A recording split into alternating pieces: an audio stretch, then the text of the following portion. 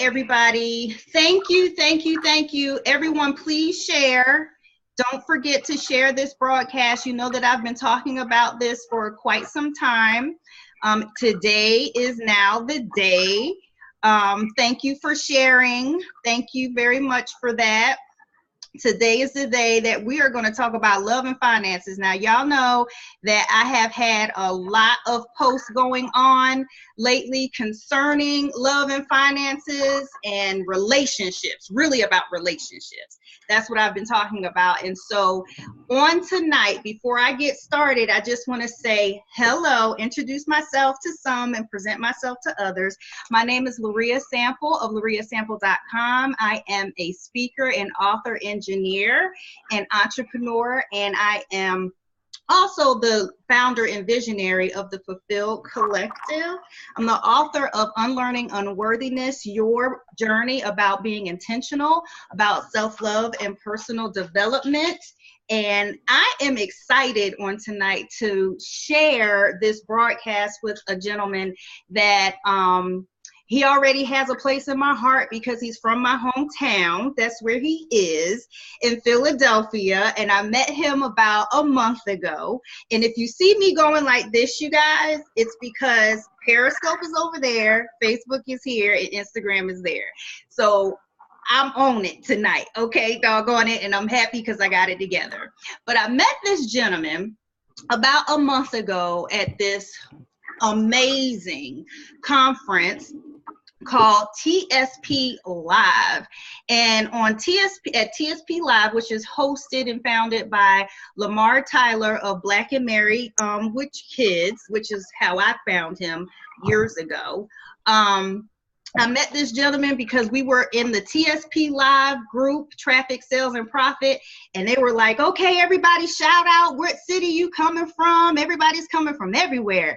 And I saw this lone person coming from Philadelphia, so I felt bad. I was like, oh no, I got to help hometown out. And I introduced myself, and we connected at the conference, and I just really was impressed at his financial literacy acumen. That's his thing. That's his thing.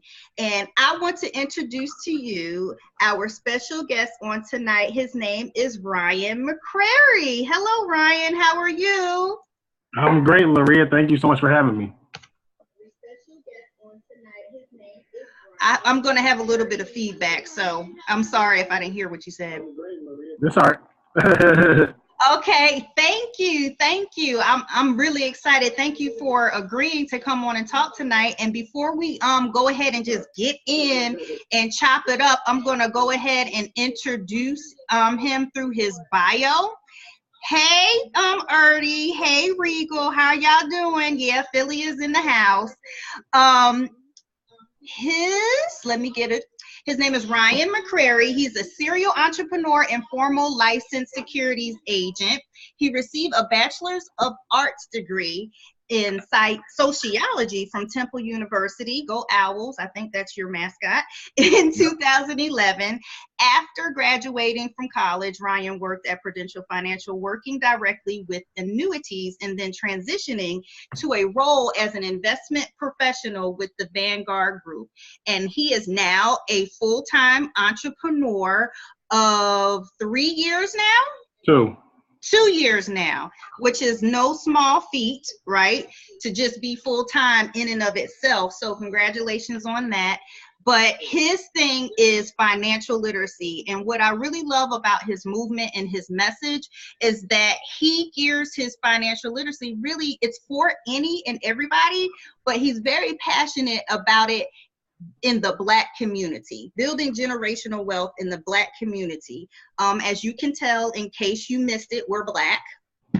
So, of course, that's something that is very near and dear to my heart. And, I love us Black women. So, when we can get our money up, what better way to do it than to have an expert who really knows the ins and outs about how money works, where to find the money, how to get the money, and most importantly, how to keep it and exponentially generate it for generations to come in your family. So again, welcome. Thank you so much for having me. Hello, everyone. So I didn't get a chance to introduce your book. This is his book. He is a newbie author, you guys. Another hand clap for that. He is the author of Mind Over Money: How to Think Like an Investor and Take Care of Business First. And I was actually happy that a man had a chapter in his book about money that included relationships. Hello. And I was like, okay, yeah, this is really going to work, because I'm always talking about relationships, and especially y'all on Facebook, y'all love when I get into the relationship zone. So we're going to get into that tonight. Now, I posted a question to some of you out there asking exactly how important is finances over money in a relationship. And like I figured with most women, they're like, love conquers all. And, so we can love through this. And what is your take on that? I've already read it, and we're going to get into some little nuggets. But what is your take from a male perspective when it comes to love and money, particularly in relationships, romantic relationships? Yeah, I think they're definitely intertwined. So, first off, I don't think it has to be one or the other. If you love or in a relationship, that means you can't be savvy about money, or if you're savvy about money, you can't be in a relationship. I don't think that's true, but I think they are very much intertwined, and a lot of people just don't understand how much they are intertwined. You know what I mean? Like, especially when it comes to marriage, relationships in general, of course, but especially when it comes to marriage, because marriage, whether you like it or not, marriage is a business. Marriage, is a legal entity. If you marry somebody with debt, and then you get married, you guys actually legally get married. Now you as a couple are in debt. It's not just about you. So just to answer your question generally, I think they're definitely very much intertwined, but a lot of people don't necessarily see it like that. Right. But you have to really understand money and understand wealth, accumulation, and understand that they're very much intertwined. Right. And I think that that's something very important, being that I'm single and most of my friends are married. And sometimes when they're having conversations, I pick up little things and I'm like, okay, that could be an issue in a marriage, in a relationship. And I know of some relationships where, or I think it's like this in most relationships, partnerships, romantically, most of the times there's one person who is better at managing money than the other.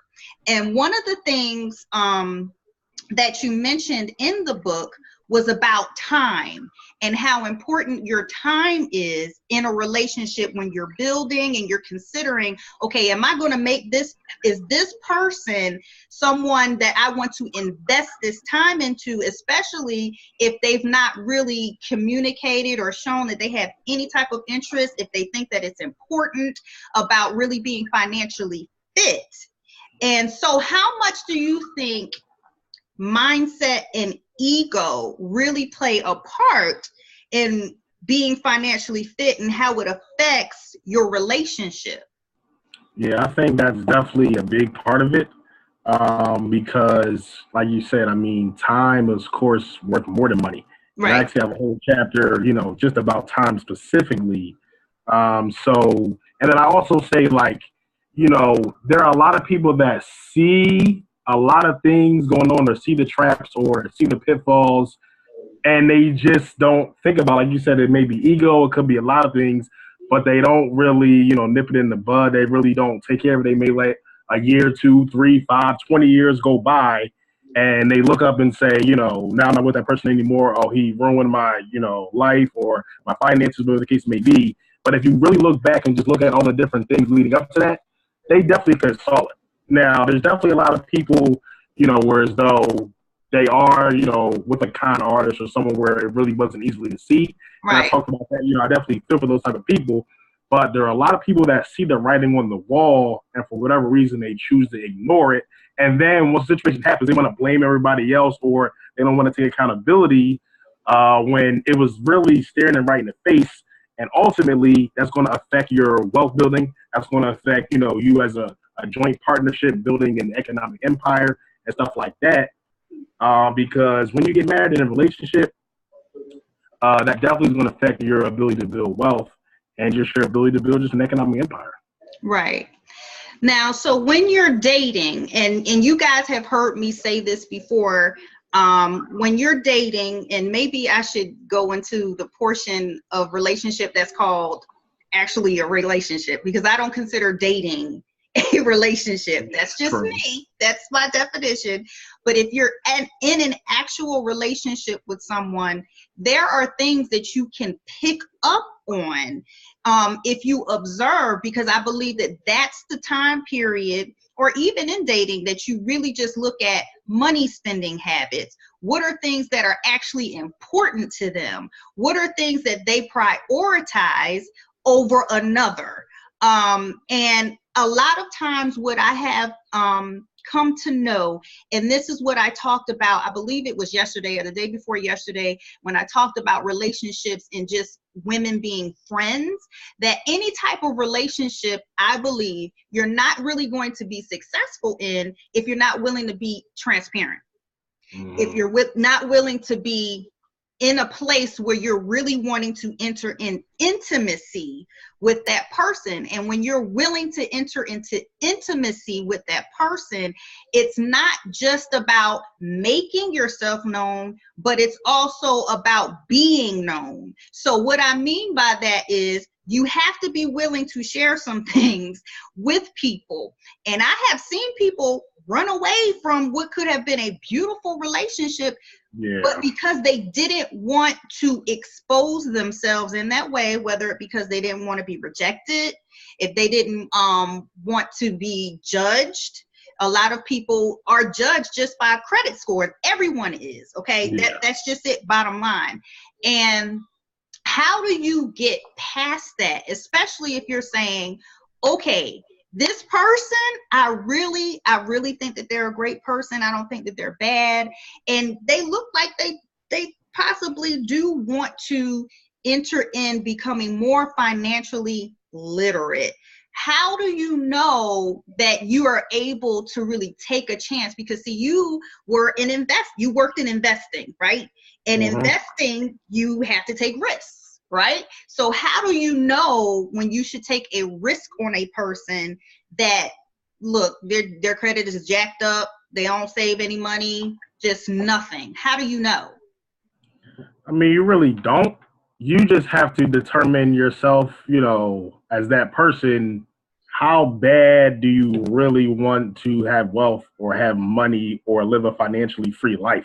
So, some people, they don't necessarily, it's really not that big of a deal to them to be financially free or become a billionaire or have a lot of wealth like that. They may talk about it and, and they may act like they're inspired to it. But really, when it comes down to it, they're not really willing to put all into it. So the people that are willing to, say, no matter what, this is what I want out of my life. If you fit along these lines, great. If I do see some insight, whereas though, I can take you, we can go to these trainings, we can go to seminars, we can learn about real estate, we can start investing our money and you're on board.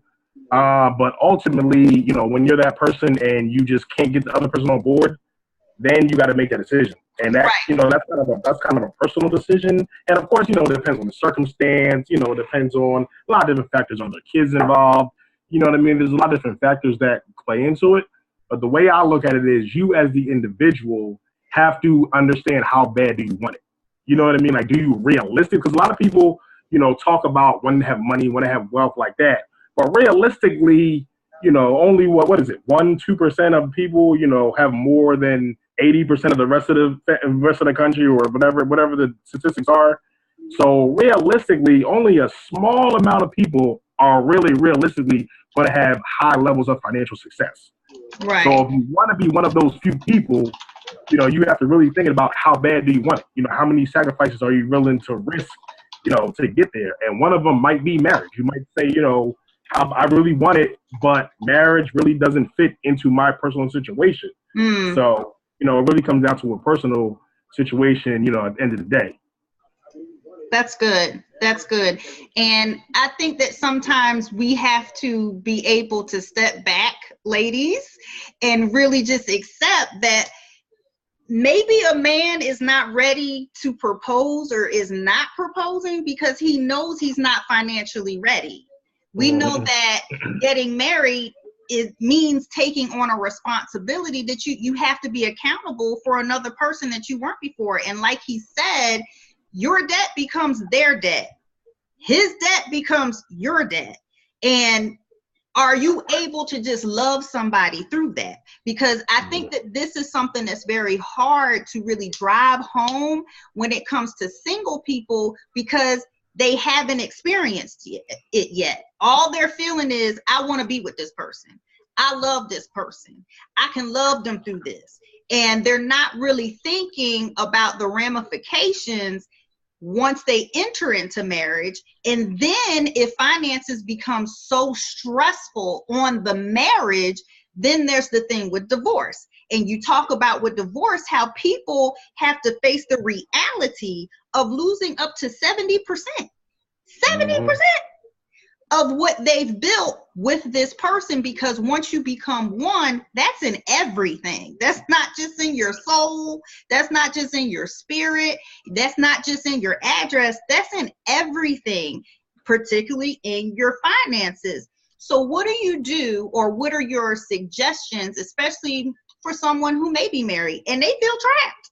They're like, I'm not leaving because I'm married and I'm in this horrible marriage, but I'm not leaving just because of this, because of the money aspect, because it's such a mindset thing. How do you, or what would you suggest once you're in it? Because some people just, when it comes to marriage, you just can't walk up out of that. You can't. I mean, I would suggest trying to do all you can to just show them the path. You know what I mean? Like, if you as that person and you get why financial literacy or financial, understanding money is so important, try to show your spouse why it's so important.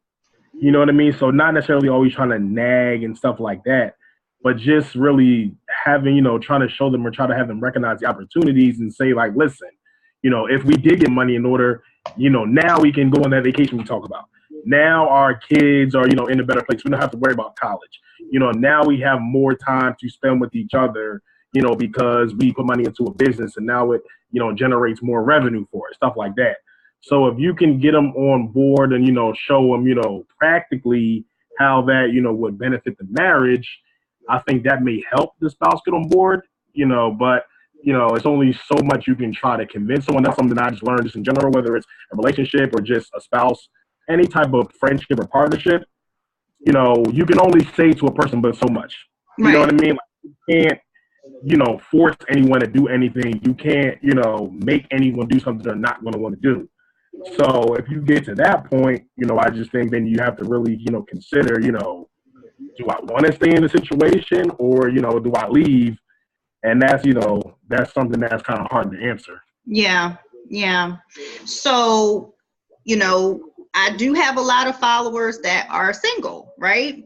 So what do you think are the key things that, a single person should really work on and have in order while they're preparing for marriage or before they get married? Not necessarily preparing for marriage, but just in general. What are things that are easier, should I say, to do financially and have in place as a single person versus a married person? Because with marriage, you have to discuss, you have to come into agreement when it comes to certain things, particularly money.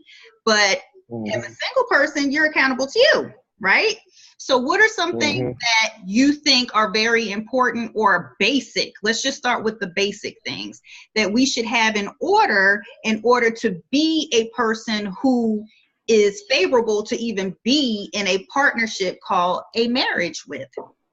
And I always look at the three main asset classes. So, as a single person or just a person in general, what I always teach is you should be investing in three main asset classes. Those be, investing in stocks and bonds, and I'll get into, that, real estate, and just, into a business, some type of entity, or thinking about entrepreneurship. So when it comes to investing, number one, you should definitely have a retirement plan. So if you have a job or a business, whatever the case may be, you definitely need to make sure you have a retirement plan. Make sure you have a 401k. If your company matches, make sure you know what that is.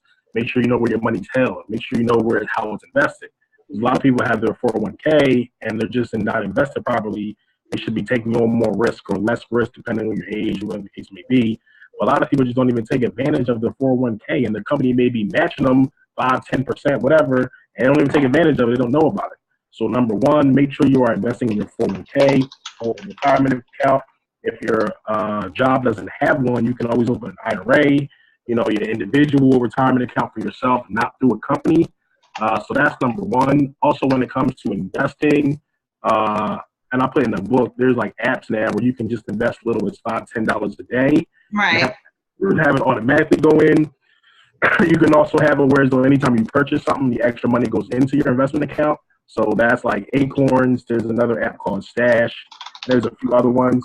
I would definitely strongly suggest you just get one of those apps to just, have other money invested that way. And you can also, just buy stocks regularly. You can also invest in mutual funds. And that's just a way, to have other assets that you may need. You can dip into that to buy your first house when you get married. You can dip in that for other reasons. You can use that money to, put into a business so you don't got to take money from your paycheck. If you have any, emergencies, you have access to that money. So that's the first asset class. The second one would be real estate. So, you may, rent an apartment. You may not be a homeowner. You may want to wait to be a homeowner, which is fine. But you should just be thinking about for the long term when it comes to, real estate. If you want to be a real estate owner, if you have an apartment, do you want to just be an apartment, and pay 10, 15, 20, 30 years into a place that you don't own where you don't have equity, or, thinking about buying a duplex or stuff like that, or just thinking about that. You could be thinking about being a homeowner prior to being married. Then when you do get married, you may already have the money and the expertise and the connections. You already have a mortgage broker or whatever, and then you can go out and purchase the property. And then the third thing is just business. You know what I mean? Like, especially the way the world is going, the way the economy is going, especially in America, with the new Trump law, the economy favors business owners. So you just want to think about, setting up some type of entity, LLC, S Corp, C Corp, whatever the case may be. And just, starting that. Even if you don't want to run a business or be an entrepreneur, you can still have equity in a business.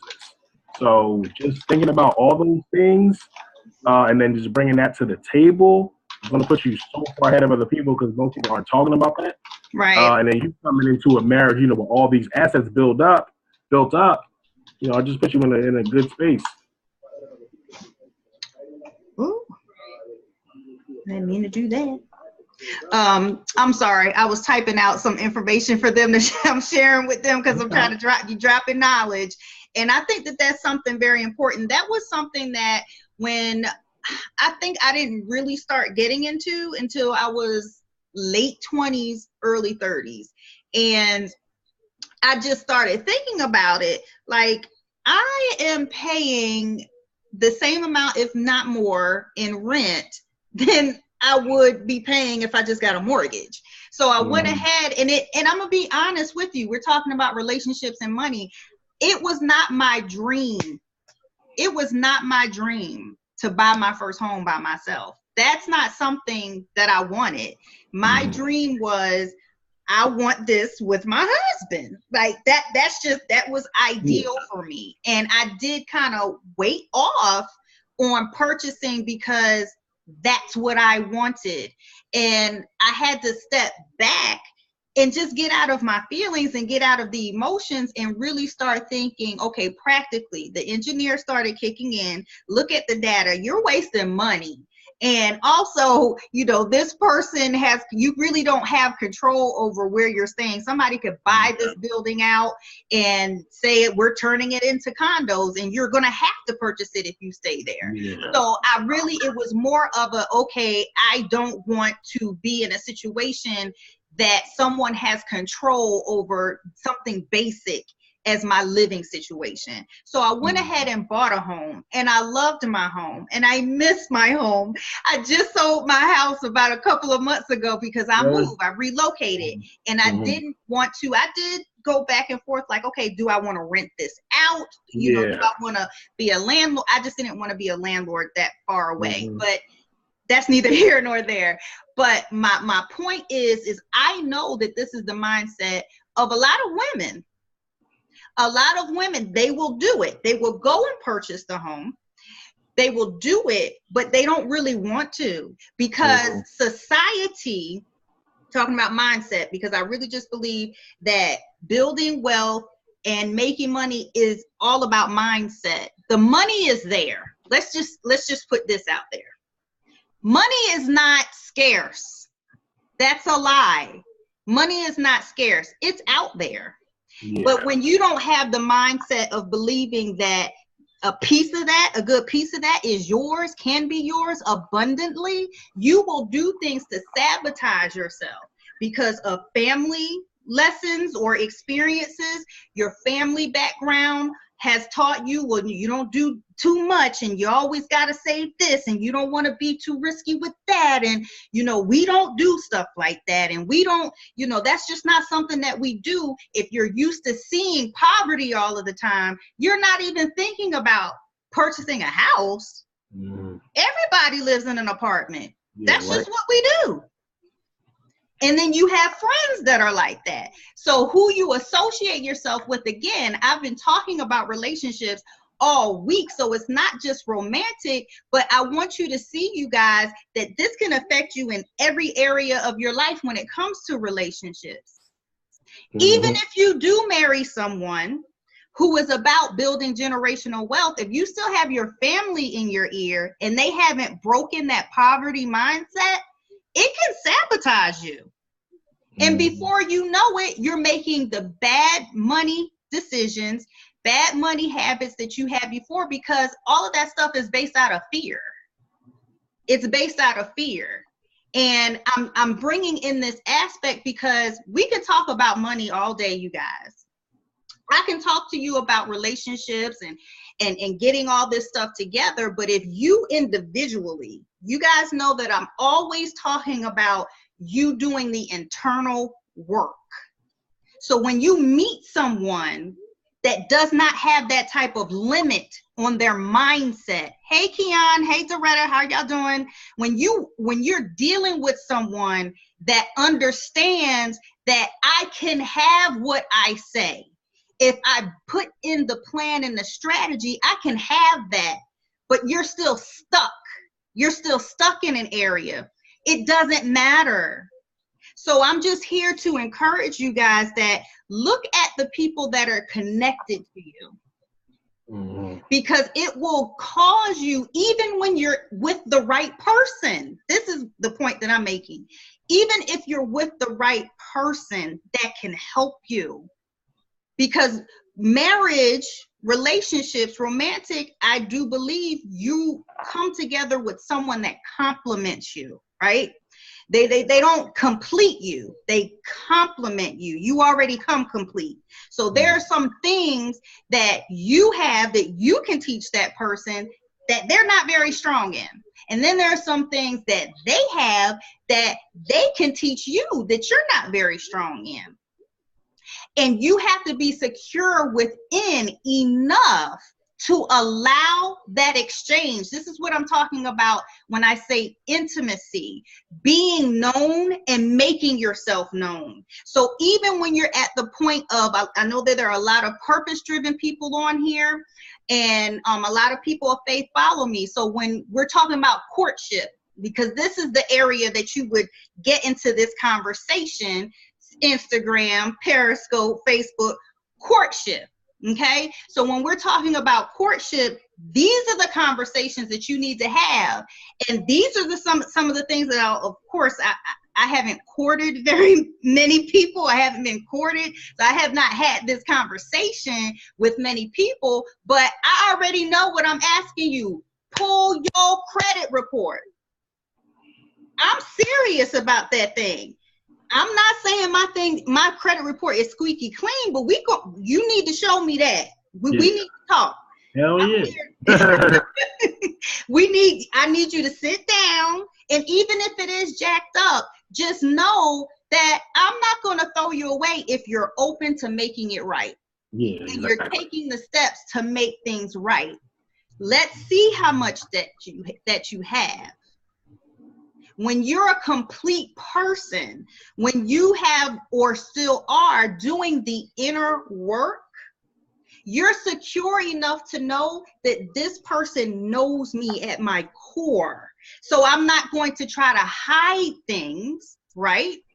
This is somebody I'm thinking about spending the rest of my life. We're going to do life together. So they're going to see some other ugly things besides your credit report. Sometimes that's the least of it.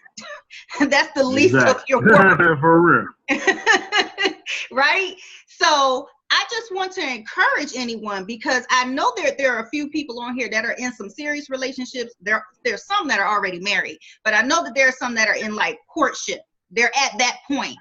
And you guys can't just, Lord, I'm going to say this at the risk of offending somebody, but that's my job. Offense is a vehicle for change. So I'm going to say this, that the Lord is not going to fix everything. Jesus has already come. He's already died. He's already resurrected. His work is done. He's not doing anything else. So now that power that he has put on the inside of you, this is something that you're going to have to activate. And a lot of this stuff, yes, we are the head and we're not the tail, right? We're above and we're not beneath. We're the lender, we're not the borrower. We're blessed in the city, we're blessed in the field. But guess what? There are some practical things that you have to do, because faith without works is dead. And sometimes it's not about sowing for an increase. It is about you getting your credit report out, right? And you going over your credit report, knowing what's on there and making things right, fixing it. And if you choose, right? If you choose to invite this person in to your life in such an intimate space, because when it comes to money, I guess it's like money and sex. Those run, hand in hand right there. It's very intimate, right? This is a person that they need to know. They need to know this. Everyone doesn't need to know, but they do. And they should honor you enough. They should be watching over your heart, guarding your heart enough to know that if you invited them into that space, this is just one more level in depth of intimacy. Enough with the girl, he makes me laugh. Girl, he bought me this. That's not enough. That's not enough. Because when you get married, and let's say he gets sick, right?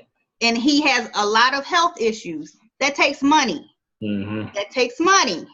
We have to be honest about those things. And even when you get married, you got to have the talks about a will, right? You got to have the talks about insurance, right? And this was something that was asked at TSP Live. And I was like, now, you ought to be ashamed of yourself. You should know the answer to this question. I believe it was Dr. Alfred Edmonds Jr. He was one of the speakers. He's the executive editor of Black Enterprise. And he was absolutely awesome. And he was talking about generational wealth. Mm-hmm. And one of the things that he said was that you should all know what your personal net worth is, right? You remember that? Yeah. And he asked for people to raise their hands, and I was shamed because I was like, okay, God, I should know this. Like, I should know my numbers. I'm all about numbers, and I should know my numbers. And this is something that I'm offering to everybody. You should know your numbers. If any numbers you need to know, these are some of the things, not just for a relationship, but for you. For you. Right? So know your numbers. So when we're talking about personal net wealth, right, let's get into that, because there were some questions that I had. I didn't understand, okay, what do you include in that? So when you're calculating or coming up with your number for your personal net wealth, do you include like life insurance in that? What do you include in that number? Yeah, you include, so it's just assets minus liabilities. So assets meaning like your retirement account, 401k, any other type of investments, whether in the stock market or mutual funds or college plans or anything like that. Life insurance, I'm not all the way sure on that. I mean, maybe if you have like some cash value or something like that, but definitely not on something like if you die, you'll get this. Right. That's usually not calculated. The value of your home is on the asset side, on the value of your business, stuff like that. Anything that you own. Now, on the liability side is going to be debt. So you may, your house may be worth $300,000, but you still owe $250,000 on your mortgage. So someone will say, "Oh, I'm worth $300,000." No, you're worth $50,000 because you still owe $250,000. Right. So on the liability side, it would be like any mortgage debt, any student loan debt, any credit card debt, or anything that you owe. So generally, on the asset side, people may have like the value of their home, their investments, business, or that's usually pretty much it. And then on the liability side, most people have like the mortgage debt, student loan debt is a big one, credit card debt, car loan, all that type of stuff. And then once you add up everything you own minus everything you owe, that's your net worth. And what Alfred Edmond was saying, a lot of people claiming they're millionaires are not millionaires. Right. Because after you pay all your bills, after you pay all your house, all your bills, everything you owe, one of them cars you're renting, after that, then if you have $1 million or more left over after that, then you are a millionaire. And a lot of people saying they're millionaires. And now, like he said, if you could have $1 million business, that doesn't mean you're a millionaire. Right. You know what I mean? You could have $1 million home. That doesn't mean you're a millionaire. You can make $1 million a year at a job or being a football player. That doesn't mean you're a millionaire. So, and I think it's important in our community because a lot of people don't even know what net worth is. Right. You know what I mean? Like I put a post up probably like a couple months ago just talking about net worth. I was saying like the average net worth, I think of like black people or black women or something was like $50 or something like that. Something crazy. Wow.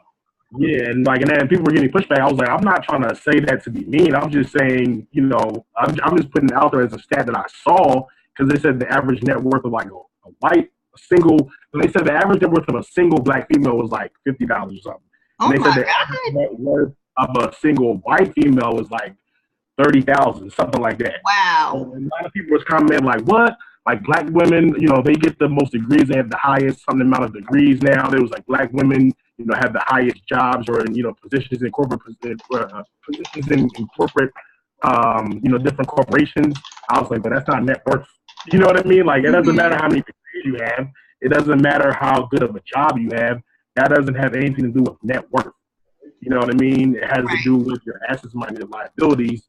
Because you could, rent a fly-ass condo. You can go rent a Bentley right now, and you could be in debt, $500,000. But you look good, though. You know what I mean? Like, my house, a loft, you know what I mean? Looking at the view of Philadelphia, you know what I mean? Looking at the art museum.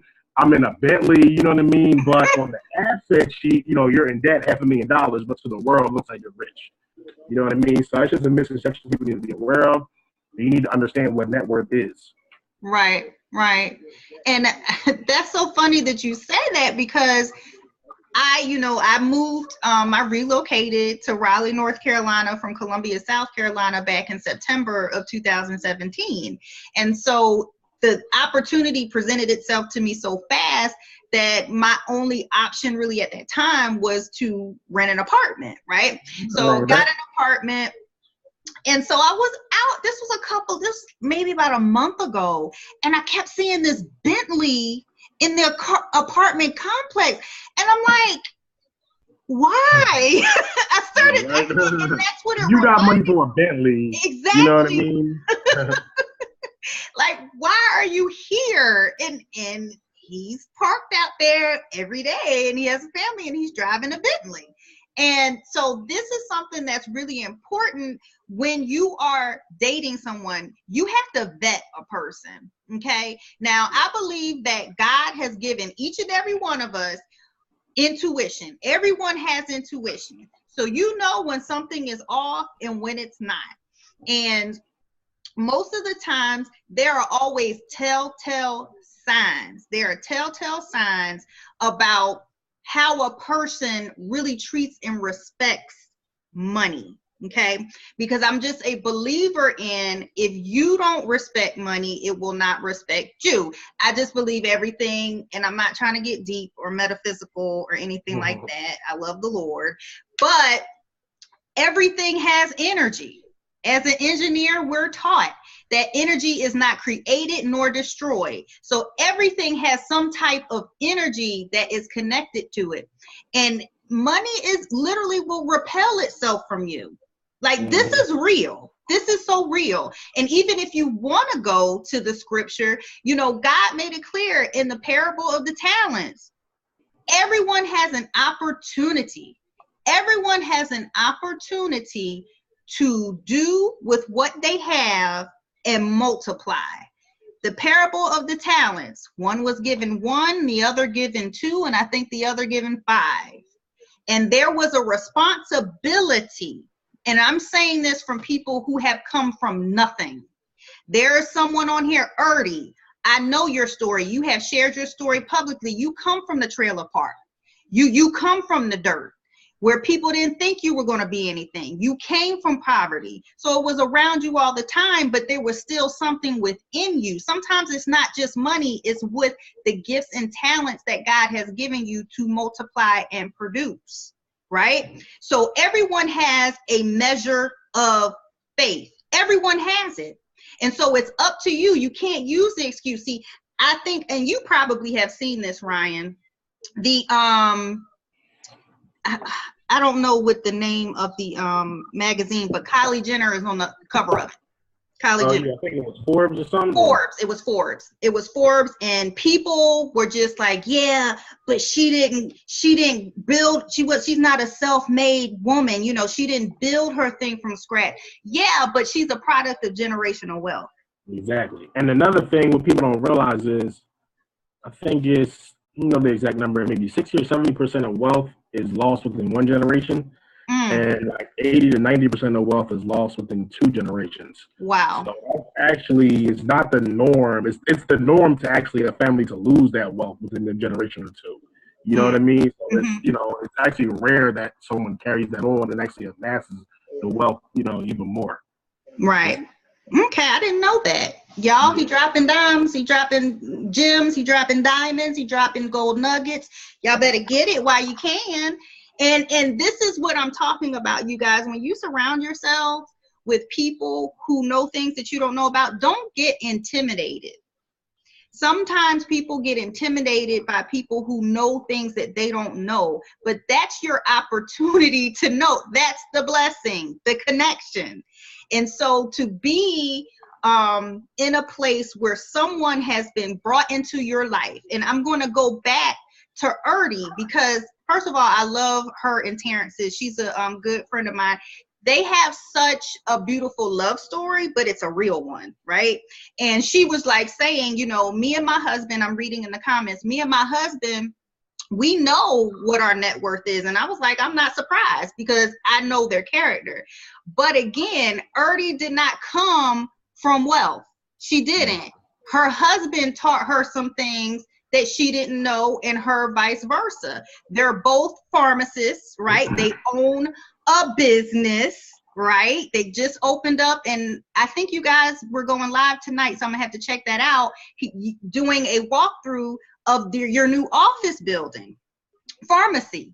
So they have 3 children, 2 sets of gorgeous twin boys and an adorable little girl, and they're already teaching them, these kids, they're gonna be limitless because their parents are instilling in them, even though they did not come from that. They're instilling in them what is possible, right? They're not just telling them, they're showing them. They own their own home. They travel the world as a couple, right? They do things, they're building businesses, they're doing things that, especially in the Black community, a lot of people think is an anomaly, when really we do have the ability to make it the norm. Right, right, Erdy. You guys didn't start out that way. And that's one of the things I really like about Ryan's platform. And I'll put it in the comments. You guys need to go to, what is your website address? Mindovermoneybook.com. Mindovermoneybook.com. And first of all, purchase the book. We'll get to that. He'll talk to you a little bit more before we log off. But he is very intentional. It's not just a desire, but he's very intentional about creating Black excellence as the norm in our finances through cooperative economics and really just being excellent in the community and within your family. He's really big on family. And you guys, that's where it starts, but it really just starts with one person. It starts with you. And if you don't surrender in your mind and in your spirit and really work within about, okay, what is it about money that I'm so scared of? Am I scared because I'm just ignorant? Right? How can you be in a relationship with someone and intentionally begin to put down the foundation of building generational wealth, and you don't even really know yourself what your money blocks are? This is about knowing yourself as well as the other person. So we can't really put all of the onus on the partner. You really have to take responsibility yourself in order to work through whatever it is and share with your partner. Say, look, we were taught you spend everything you get. You don't save nothing. When you get paid, you just spend everything. We were taught if you want them Nikes, you got to get the new Nikes. That's just what everybody did. I remember that. This is when I still lived in Philly, like all my cousins, and I'm like, but y'all live in the projects. All my cousins had always had the most recent everything. Most recent, just everything, whether it was Jordans, whether it was music, clothes, or whatever. And I'm like, but we struggling though. I didn't understand. But my dad, he was very adamant about entrepreneurship, owning your own. He used to have a neighborhood grocery store. And no, it did not go the way that Mulberry and Margaret, it was the most popular neighborhood grocery store in Philly. Everybody remember Mr. Glenn. But anyway, so he might not have seen his dream, fulfilled, his vision fulfilled, but he set the example that it doesn't matter what you do or do not have. If you have the will and you go out there and get the knowledge, you can make it happen. Yeah, Erdy, you cannot bury your head in the sand. And Erdy is saying to you, thank you for your teaching. Thank us for our teaching on tonight. So I just want to go ahead and give you the floor. We have about 5-10 minutes left. And I want to just give you an opportunity to tell people a little bit more about what you offer, your services, and also about how they can get in contact you and purchase this book right here. Sure, absolutely. So yes, you can go to mindovermoneybook.com, mindovermoneybook.com. So it's actually free. All you got to do is pay for shipping and handling. So the book is free. Again, free. It is on Amazon. No, it is on Kindle. It's a couple other places. But if you want to give a free copy, giving free copies away for a limited amount of time, free. All you got to do is cover shipping and handling. Go to mindovermoneybook.com. Don't forget the book. Mindovermoneybook.com. Free. All you gotta do is cover shipping and handling, and I will ship it right to you. So other than that, I do various other things. I do have a financial literacy school, so you can check that out. Go to the McCraryFinancialSchool.com. That's the McCraryFinancialSchool.com. I also have like children's courses. So for any of your listeners or followers that have children, I would strongly suggest signing up for one of those courses. Go to futurefinancialgurus.com. That's futurefinancialgurus.com. Other than that, I do help other entrepreneurs start and grow their business online. So I'm heavy into digital marketing, understanding, just how to grow your business online, how to build out different sales funnels and, landing pages. So if you do, want to be an entrepreneur or you are an entrepreneur, you just need help growing your business online, you can also contact me about that. If you want the book, go to mindovermoneybook.com, mindovermoneybook.com. All right. Well, thank you so much, you guys. Thank everyone who participated in the talk on Instagram, on Periscope, on Facebook. You always show us love whenever I bring someone on here. And thank you so much for all of those who have shared. I'm going to go back and make sure I recognize you. Thank you for gracing us on Facebook this evening with your knowledge. And I know that we have not barely even cracked the surface with what you know. I can feel it. Thank you for having me. You're welcome. All right, you guys, we're going to wrap this up for tonight. Do you guys have any questions for Ryan while we're here? He's the money man, not me. I can talk to you about your mindset. I can talk to you about, becoming internally whole and healed and healthy, but he's the money man. So you need to ask him before we log off. And if you don't have any questions, or if you want to drop them in the comments, and I'm sure that he'll make himself available to help you the best way that he can, as he'll be monitoring the comments on this live as well if they're made after the fact. Mm-hmm. You're welcome, Erdy. All right, you guys. Well, it was great, and we will talk to you later. Have a great one. Bye-bye.